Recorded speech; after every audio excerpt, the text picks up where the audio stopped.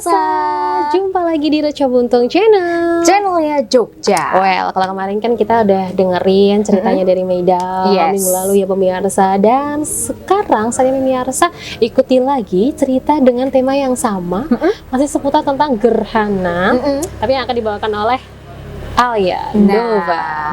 Jadi cerita apakah itu? Tapi sebelumnya pemirsa, kita ingetin lagi buat pemirsa yang udah nonton tapi belum subscribe, langsung pencet tombol subscribe-nya.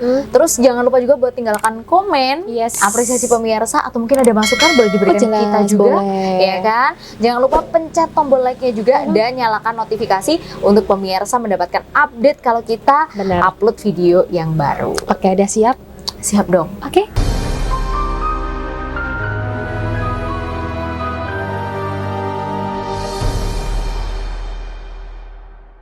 Oke, jadi gimana ceritanya? Jadi cerita ini adalah sebuah cerita dari pemirsa yang masuk melalui inbox Instagram kita. Gitu. Jadi pemirsa ini bercerita beberapa minggu yang lalu, tapi melalui DM Instagram. Nah, kita mau ceritain lagi ke pemirsa yang lain malam hari ini.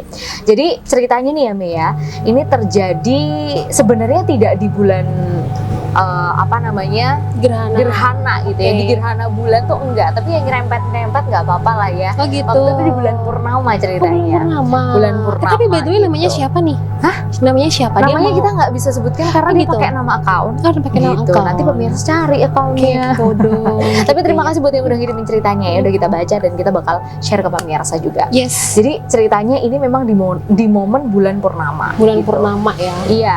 Dan cerita ini berlatar di sebuah desa kecil di wilayah kabupaten yang ada di provinsi Jawa Tengah. Jawa Tengah juga. Iya, sebenarnya dia menyebutkan wilayahnya, tapi kita kayaknya nggak usah kita sebutkan aja gitu. Terlalu detail ya, benar. Nggak usah terlalu detail. Dan jadi kejadian ini sebenarnya terjadi sudah amat sangat lama, di sekitar tahun 70-80-an gitu. Serius? Iya, karena memang pemirsa kita kebetulan yang cerita saat ini usianya sudah memasuki masa dewasa gitu ya. Gitu. Gitu. Belum lahir mah kita kalau 70-80 ya.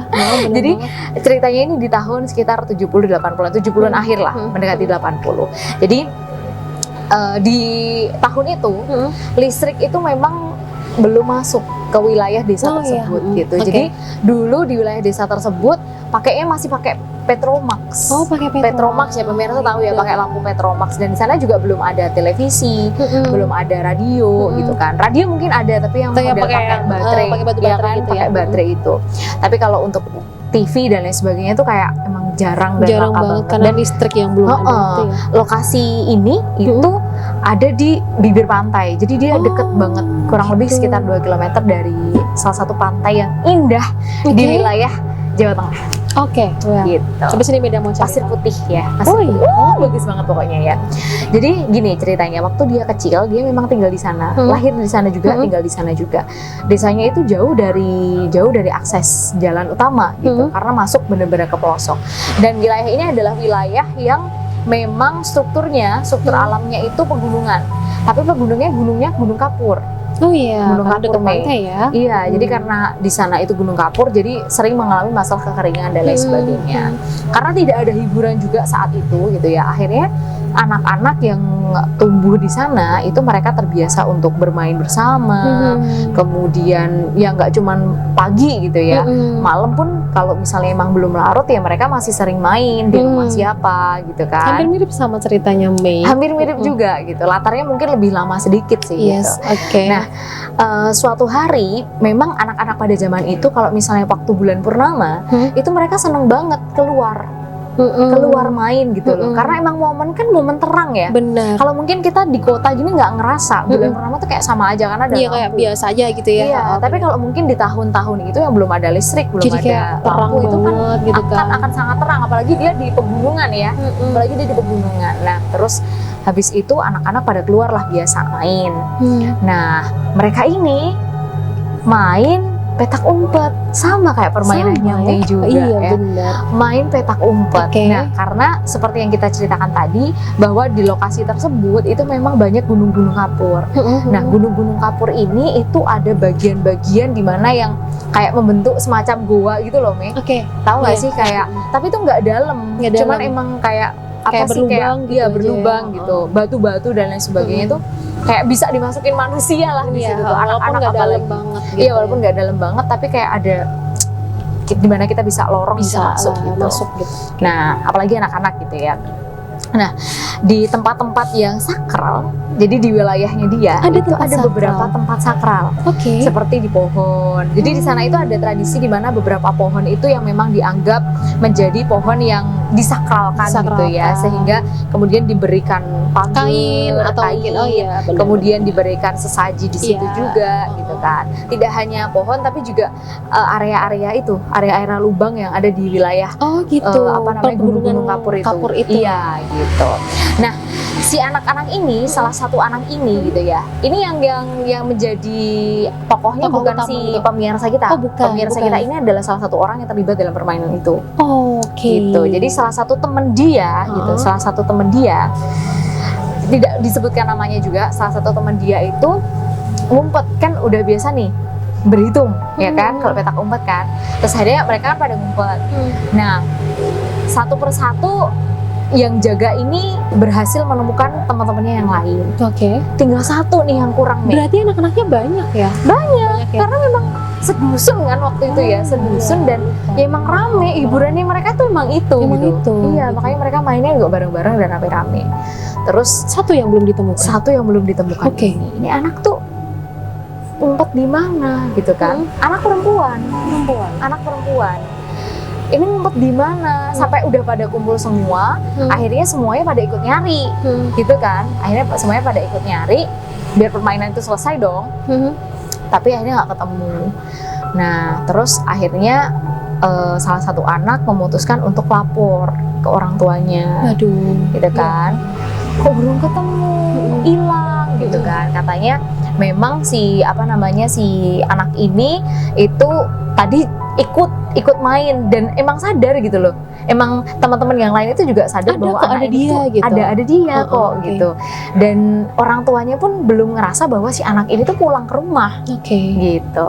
Terus akhirnya karena nggak ketemu, dicari sama anak-anak itu akhirnya memutuskan untuk lapor ya kan ke orang tuanya. Terus orang tua lah yang kemudian akhirnya beraksi untuk mencari. Gitu. Setelah dicari keliling, kok nggak ada, dipanggil-panggil namanya juga nggak datang, nggak nyaut gitu kan. Akhirnya salah satu kita sebutnya ketua adat atau apa ya, kalau mungkin di zaman itu kan masih kental ya pemirsa, apalagi di wilayah desa juga waktu itu kan. Akhirnya sesepuh yang ada di situ menyarankan untuk coba bunyi-bunyikan alat-alat dapur.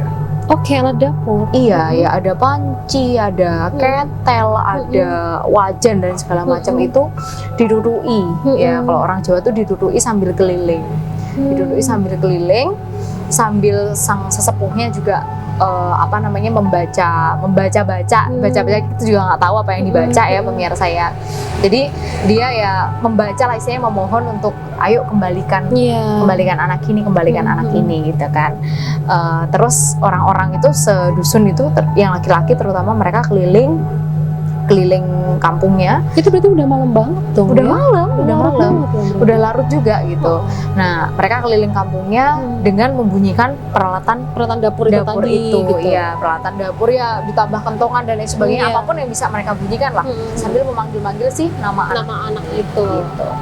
Nah, akhirnya anak ini itu setelah beberapa lama pencarian, tapi masih dalam waktu yang sama ya. Setelah malam itu, setelah berjam-jam dicari, akhirnya anak ini tuh ketemu. Di mana? Ketemunya itu posisinya ada di Gunung Kapur yang tadi aku cerita ya, Mia. Ada Gunung Kapur, terus ada kayak lubangnya. Iya, di mana di situ yang biasa orang-orang naruh sesaji dan lain sebagainya. Gitu. Jadi anak itu ditemukan di situ.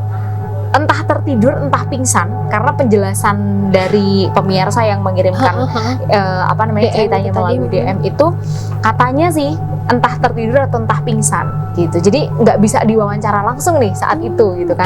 Tapi yang jelas dia ditemukan dalam kondisi tergeletak di area itu. itu. Gunung Kapur itu yang disakralkan itu Iya ya. gitu. Jadi dia, dan itu banyak titiknya. Memang banyak titiknya, tidak hanya satu gitu loh, tapi ditemukan di salah satu itu. Gitu. Nah, terus akhirnya si anak ini dibawa ke rumah, kemudian kan nggak bisa dibangunin juga nih, karena entah tertidur karena saking lamanya, atau mungkin pingsan gitu. Akhirnya keesokan paginya dia baru bangun. Bisa cerita Ketika bangun itu dia langsung nangis, auto nangis gitu ya, katanya auto nangis. Jadi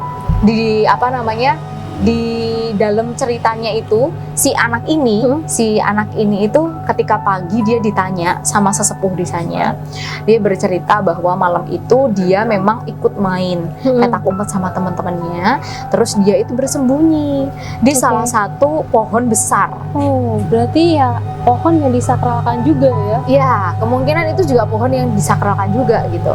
Dia bersembunyi di pohon itu, terus nggak tahu kenapa habis itu dia tiba-tiba nggak sadar. Jadi dia udah lupa.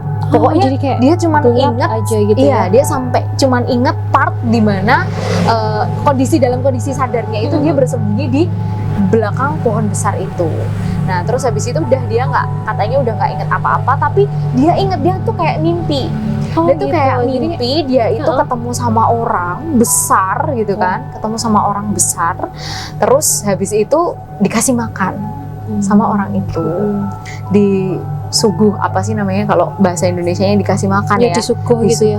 Disuguh makan sama orang itu. Badannya besar, wujudnya manusia, tapi ukurannya tuh besar gitu loh. Banget ya. Ukurannya tuh besar gitu, lebih besar dari orang biasa gitu. Dikasih makan di situ dan sampai akhirnya si anak ini tuh mulai ngantuk. Nah, setelah itu dia udah lupa. Setelah itu dia lupa. Jadi tapi dia udah ada di Gunung Kapur itu ya? Bangun-bangunnya dia kan udah ada di rumahnya. Oh iya. Nah, makanya waktu ketika dia bangun itu dia nangis karena dia kaget. Kok aku di sini gitu kan? Tadi malam itu kan aku main, terus aku kemana gitu loh. Jadi dia kaget dan bingung. Nah, mungkin karena shock itu makanya dia nangis. Tapi yang dia bisa ceritakan itu adalah posisi terakhir dia sadar ketika bersembunyi di balik pohon itu, dan juga ketika dia mimpi ketemu sama orang yang gede itu. Itulah cerita dari pemirsa kita yang sudah dikirimkan melalui DM Instagram pemirsa. Terjadi di bulan purnama. Sudah lama ya pemirsa, latarnya di tahun 70-80-an. Iya, 70-80 tuh berarti beneran kita belum pada lahir loh pemirsa ya. Mungkin cerita dari bapak ibu atau simbah kita gitu ya, sepantaran gitu. Yes. Nah, itu tadi pemirsa cerita buat episode kali ini. Jadi nanti kita lanjutin lagi ceritanya di episode berikutnya bareng sama penyiar-penyiar Coba Buntung yang lainnya. Tapi kalau jadi ceritanya Alia ini mungkin moral value-nya sama kayak jadi ceritanya Medam, bahwa ya kalau misalnya memang sudah setelah maghrib gitu atau mungkin malam, anak-anak jangan keluar lah, mungkin jangan main-main gitu ya. Lebih baik memang di dalam aja, di dalam rumah aja. Bener, walaupun mungkin momennya adalah terang bulan gitu kan, jadi kayak ingat lagu Padang Bulan gitu kan, yang ngajak teman-temannya untuk main semua keluar gitu. Jadi lebih baik pemirsa kalau misalnya punya adik kecil, punya keponakan dan lain sebagainya, setelah maghrib kondisikan untuk bisa tetap di rumah. Iya, benar, dijaga gitu ya. Oke, terima kasih untuk semua pemirsa yang udah stay tune untuk lihat video ini. Minggu depan pastinya kita bakal balik lagi dengan cerita horor yang lebih seru lagi, dan jangan lupa untuk share cerita-cerita kalian kalau punya cerita horor gitu ya, kayak di Instagram, lewat DM bisa. Iya, pokoknya lewat email semua juga bisa. Platformnya sosial media Coba Buntung boleh sekali. Dan juga buat pemirsa jangan lupa buat subscribe, like, komen, dan tentunya nyalakan loncengnya biar pemirsa selalu dapat update kalau kita upload video baru. Sekarang saatnya Alia Nova pamit. Dan saya Mida Mara pamit. Para